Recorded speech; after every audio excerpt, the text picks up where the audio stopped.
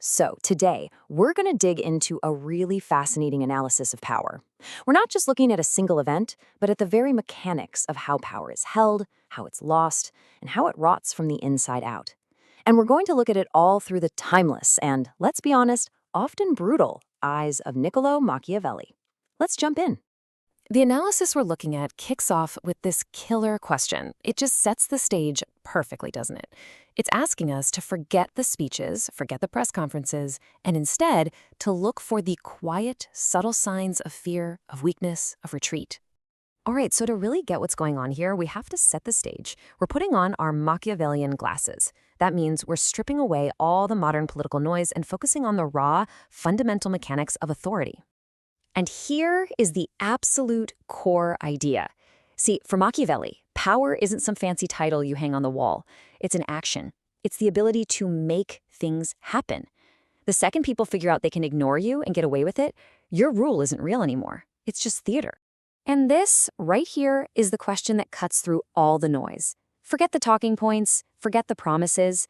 When the chips are down, who in that room can actually force a decision? The answer to that question, well, that tells you who's really in charge.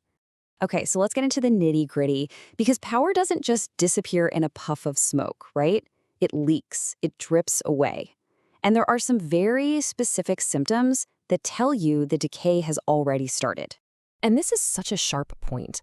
So you know when you hear a leader blame thin majorities, or say, well, the issues are just so complex. For Machiavelli, those aren't explanations, they're confessions. They're basically admitting, I can't control this situation, I've lost my grip. And here's a perfect example of what that looks like in the real world. The source points to this one specific vote. You've got a handful of lawmakers who just openly defy their leadership. They do it right out in public for everyone to see. And the key thing here, nothing happens to them. No consequences. The second that happens, poof, your authority is gone. It's basically a joke. Okay, so how does this all play out with the public?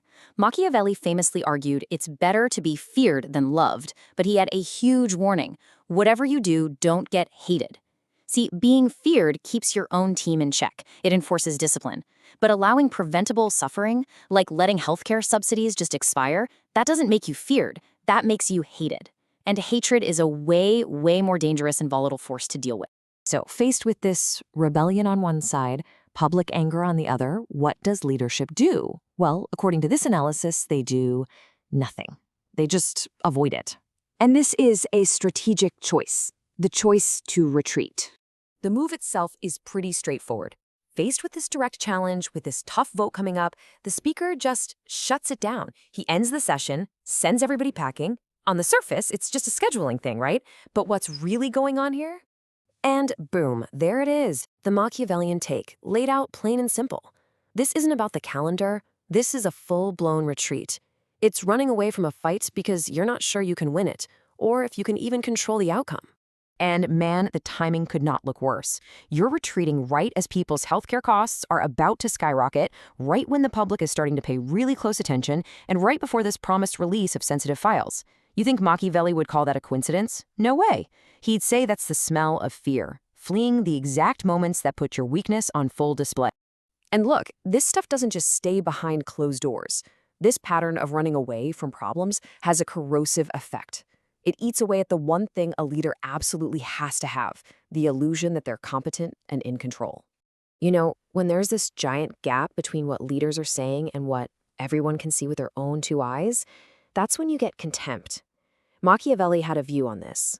Being hated is bad, but being laughed at, that's fatal. When your big claims become a running joke, your authority just dissolves. This line just nails the whole healthcare promise thing, doesn't it? Promising a plan for nearly a decade and still nothing. That's not just a policy problem. From a Machiavellian viewpoint, it's a failure of power. It shows there was never a real plan. It was all talk. Okay, here's another huge red flag. When your biggest cheerleaders, the media outlets who have always had your back, suddenly start giving airtime to your critics, yeah, that's a bad sign. It means they smell blood in the water. They're recalculating. They're starting to wonder who the next winner will be.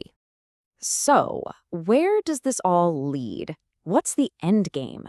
What's the final cost of all this ducking and dodging and decaying credibility? This right here is the absolute core of the argument. In Machiavelli's world, not making a choice is a choice.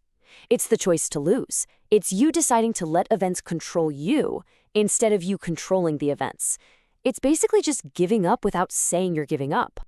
You've heard the saying, right? Power can't stand a vacuum. So when a leader refuses to make a call, they're not keeping things safe. They're just rolling out the red carpet for someone else, anyone else, to come in and make the decision for them. Now this might be one of the most chilling points in the whole breakdown. We tend to think that for one power structure to fall, another, stronger one has to rise up and push it over. But that's not always true. Sometimes power just bleeds out. It dissolves, simply because people stop believing it works anymore. And that brings us to the final and maybe the most dangerous lesson of all. Every single time a leader chooses to play it safe and run from a fight, they think they're saving their own skin. But what they're really doing is giving everyone else a free masterclass. A class on exactly how to challenge them, how to defy them, and ultimately how to take them down. Which leaves us with this one last, pretty haunting question to chew on. When a ruler runs from the battlefield, whether that battlefield is a tough vote or a hard truth, can they ever really come back as a commander? Or are they just a symbol now, a placeholder, just waiting for what comes next? It's something to think about.